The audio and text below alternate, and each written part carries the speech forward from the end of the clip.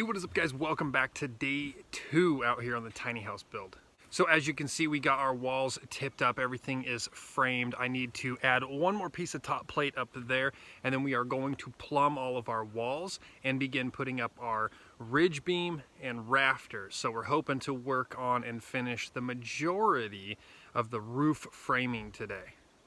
I am short-handed. It is just me and Deegan out here today, so we're expecting a little bit less progress because I won't have a cut man, which is usually Shelby. She does fantastic at cutting all my boards and having them ready for me, so we should be getting quite a bit less done today. But if this weather holds out, we'll be able to work all day long. We should still be able to get the roof up today.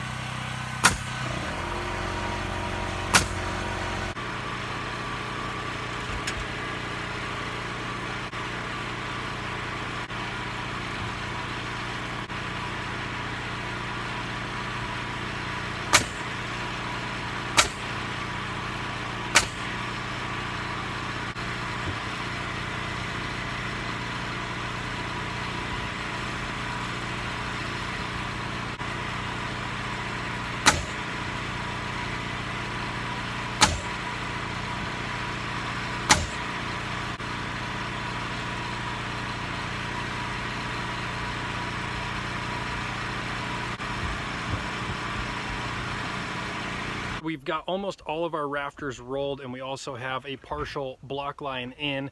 That block line is fully nailed off and attached.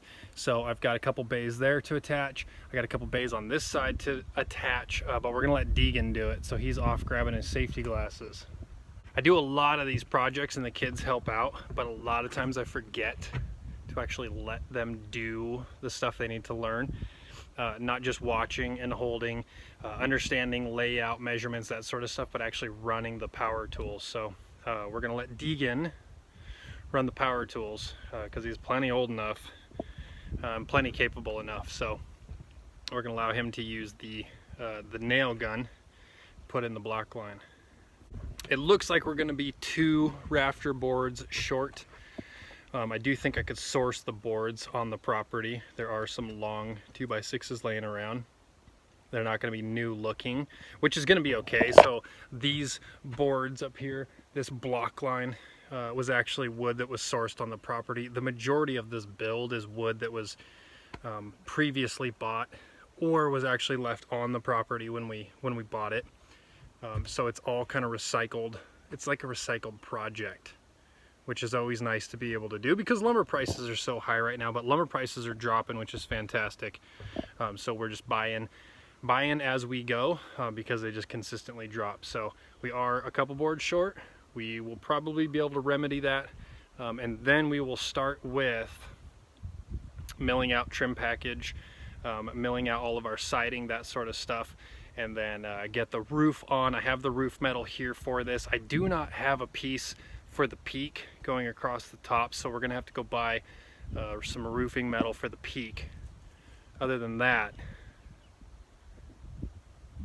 we're just about there on the roof. So this thing's gonna get a bunch of siding, coat of paint. I have a door for it that we are actually taking off of the tiny house that we took apart when we moved here. All of the tiny houses laying in stacks everywhere. And so we're going to take a door out of the tiny house. We're going to use it on this one. And then these windows, you can see the window bays here. These are actually windows that a buddy brought me. Some windows that had been misordered from a job he was on. And we're putting them to use in here. So we're using 3 of the 4 that I actually have. Excited for that. A decent amount of light should be allowed to come in through this building.